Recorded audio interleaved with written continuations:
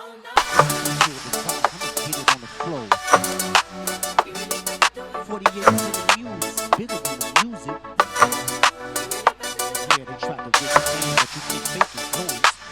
everybody, Lori GLP-1 Journey and Review. Today we're going to talk about how do you know when it's time to increase your dose?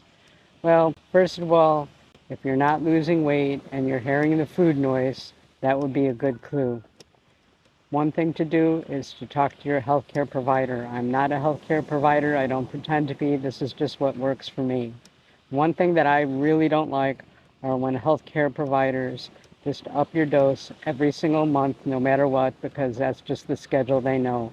If your healthcare provider does that, it may be time to look for a new one because they obviously don't know too much about GLP-1 medications.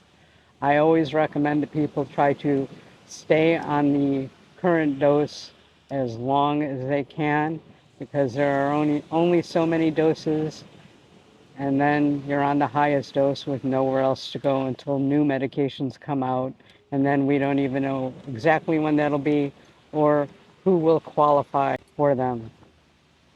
So if you haven't lost any weight in 4 to 6 weeks, that is considered a stall. There are certain things that you could try, like increasing your calories, then decreasing your calories. You could try actually going out for a decent meal because you may be in what's called starvation mode and getting too little calories for your body to do what it needs to do, and it may be hanging on to them. Or worst case, using muscle for the energy that it needs. We don't want that. So one thing that I have tried, it's called reverse dieting. We're going to get into a little bit of that. So you slowly increase your calories. I recommend between 50 to 100 calories every couple of days until you get to a comfortable rate, and that you can then start decreasing them and hopefully start losing weight again. If that doesn't work, then there are other options to try, like increasing your exercise, but that is a sure sign that you need to go up in dose. Remember too, if you're working out, you're burning more calories, and sometimes that's good, sometimes it's not. So it is good for putting you in a calorie deficit, but remember, as you increase, your muscle weighs more than fat. So that might be part of it right there. I always recommend that people take their measurements because you could be losing inches. And for me, that's a total win.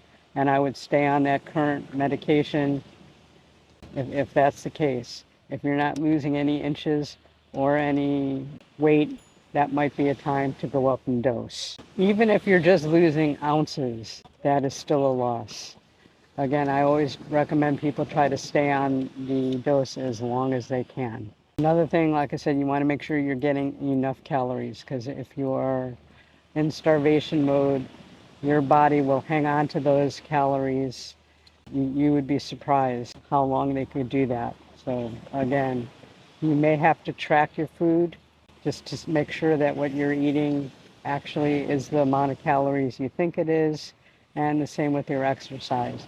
I know when I use a TD calculator, I do not put in the exercise because it's usually way off, and people think that they have a lot more calories than what they actually have. Another thing you want to check, make sure you're getting enough sleep. You would be surprised how this affects weight loss.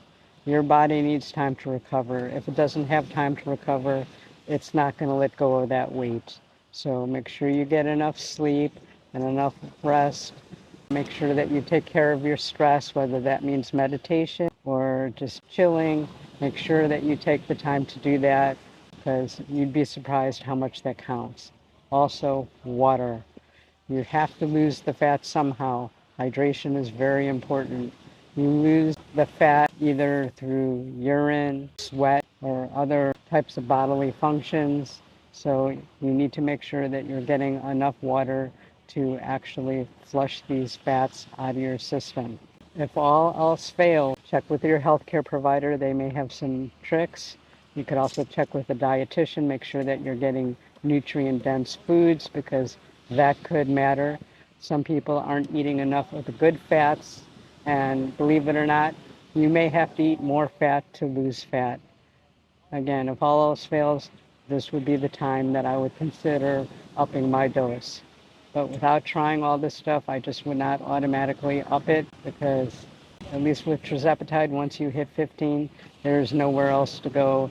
There's no studies done. I know people are actually doing higher doses, but there's no studies on that. I would not recommend that. I'm not a healthcare provider. None of this is recommendations. This is just what works for me. And hopefully this helps. If you think it did, please hit that subscribe and share with somebody if you're on the GLP-1 medication, thinking about the GLP-1 medication, or just curious. So let me know what y'all think in the comments.